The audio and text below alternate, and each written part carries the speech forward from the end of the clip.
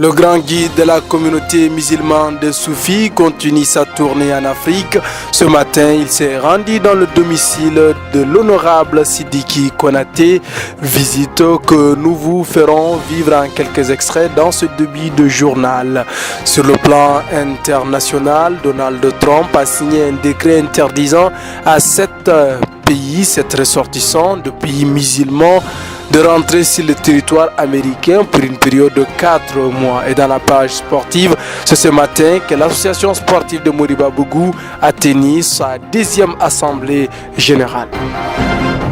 Mesdames, Messieurs, bonsoir, bienvenue à toutes et à tous. Comme je vous le disais dans le titre, le grand guide de la communauté musulmane de Soufi est en tournée générale en Afrique.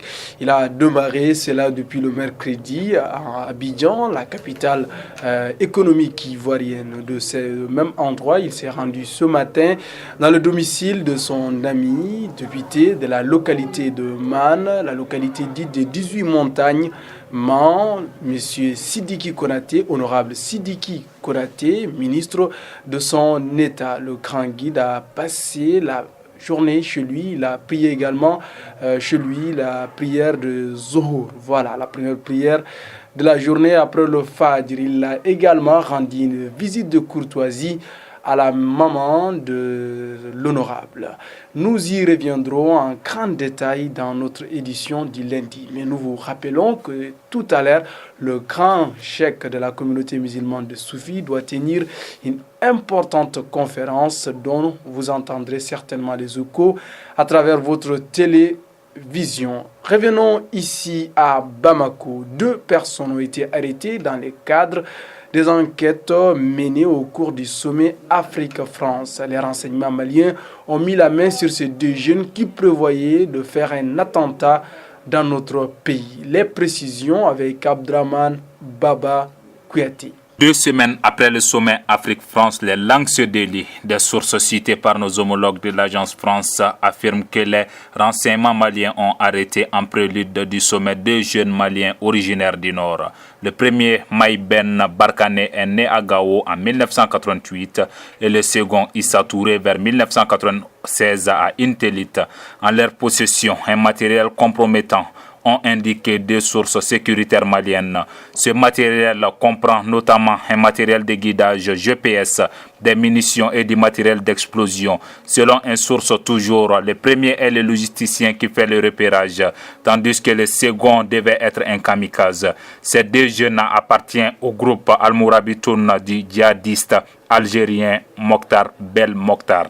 Direction l'Europe, en Grèce, 8 personnes militaires, 8 militaires turcs qui sont dans ce pays.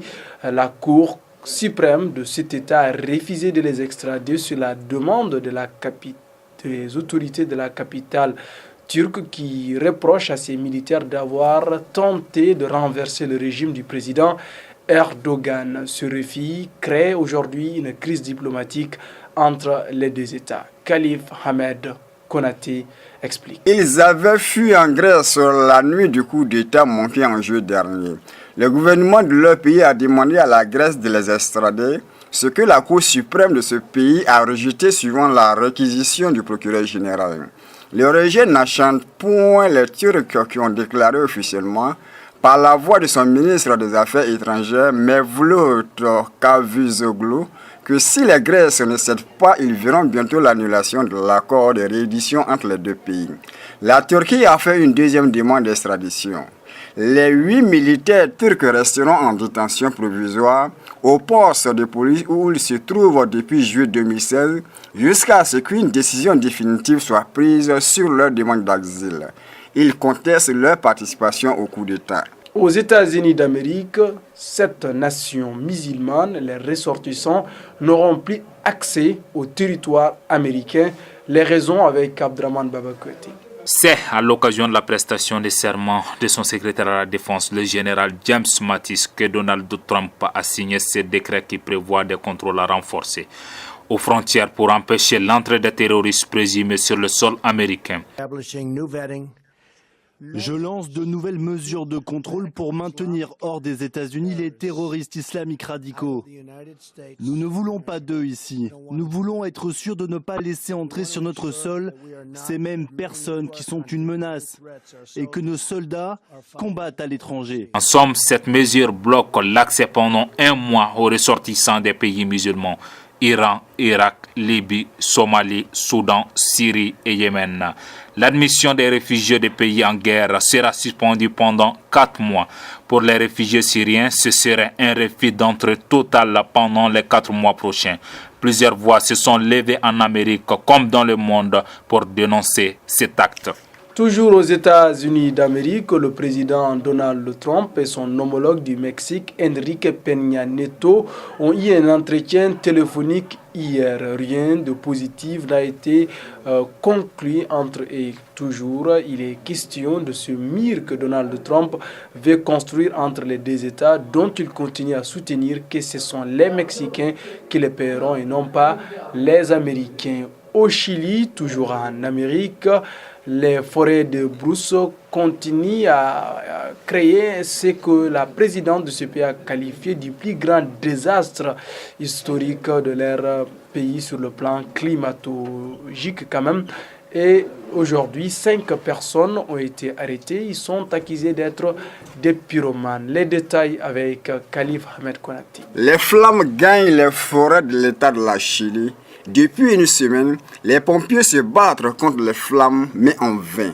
La présidente Michelle Bachelet penche pour une enquête plus approfondie. J'ai demandé une réunion avec les chefs du renseignement de la police et les forces armées pour voir si les responsables ont été retrouvés et pour déterminer les causes de ces feux. 5 personnes ont été arrêtées par les forces de l'ordre. Ils seraient les fautifs du feu de brousse volontaire. L'aide internationale s'active de plus en plus pour contrer en feu ce que la présidente du Chili a qualifié du plus grand désastre qu'ait connu son pays. Nous ouvrons la page sportive de ce journal ici dans notre localité à Moriba-Bougou. C'est tenu ce matin une rencontre de l'association sportive de Moriba-Bougou, ASM, à la mairie d'ici. Voilà, ces personnes, membres de cette association, se sont retrouvées pour leur 10e assemblée générale au cours desquelles ils ont parlé de plusieurs points, dont de nouveaux projets pour leur commune. Ainsi était sur les lieux pour la télévision à Noir Drissa Diara, accompagné du journaliste Fousseini Sidibé. Nous écoutons Mamadou Lamine Dem, il est le président de l'association sportive de Moriba-Bougou. Cette année, nous avons tenu cette assemblée générale pour dégager les grandes lignes de nos activités sportives en ce qui concerne le football, le basketball ou le volleyball. Nous avons une grande ambition cette année, c'est de disputer des matchs et essayer de nous hisser en première division. La deuxième activité, c'est relative au basketball, dont nous voulons étoffer sérieusement les activités relatives au basketball. Et le troisième objectif, le volleyball, où on va les joueurs, où on va faire en sorte que cette activité aussi sportive soit désormais dans notre escarpelle. C'est une remarque pertinente qu'on a faite au niveau de la mairie. Effectivement, depuis 2 ans, l'association sportive Moriba-Bougou, qu'on appelle ASM, n'a pas reçu un seul franc de la mairie de Moriba-Bougou. Les supporters, je les invite à venir supporter l'ASM. Toujours dans cette page sportive, cette fois en France, la finale de handball, ce serait demain entre la France, elle qui accueille cette compétition et 4 fois champion d'affilée dans ce genre dans cette discipline, sera confrontée à la Norvège. Une rencontre que certains disent déjà qu'elle sera remportée par les Bleus. Mais d'ici là, suivons les enjeux avec Fousseini Sidibé. Après avoir perdu contre les Bleus au premier tour, La Norvège rencontre à nouveau la France en finale du mondial handball 2017. Au lendemain de la victoire des Bleus contre la Slovénie 31 contre 25, les Norvégiens de leur côté ont dominé la Croatie en prolongation 28 contre 25. Vendredi soir à l'Accor Hotel Arena de Paris-Bercy, les Norvégiens disputeront leur première finale internationale de l'histoire. Une rencontre piégée pour les joueurs de Didier Dinard et Guillaume Gillet, qui, une fois de plus, sont ultra favoris ce dimanche. Les experts s'accordent sur une chose, quel que soit Alpha, ils pourront compter sur le soutien de leurs supporters pour tenter de décrocher leur 6e étoile d'affilée. Avant de refermer, je précise que le grand guide de la communauté musulmane de Soufi tient à l'instant même une conférence à Abidjan. Nous y reviendrons lundi. D'ici là, prenez soin de vous, que vous soyez dans le monde. Nous sommes de cœur et d'esprit avec vous. Au revoir.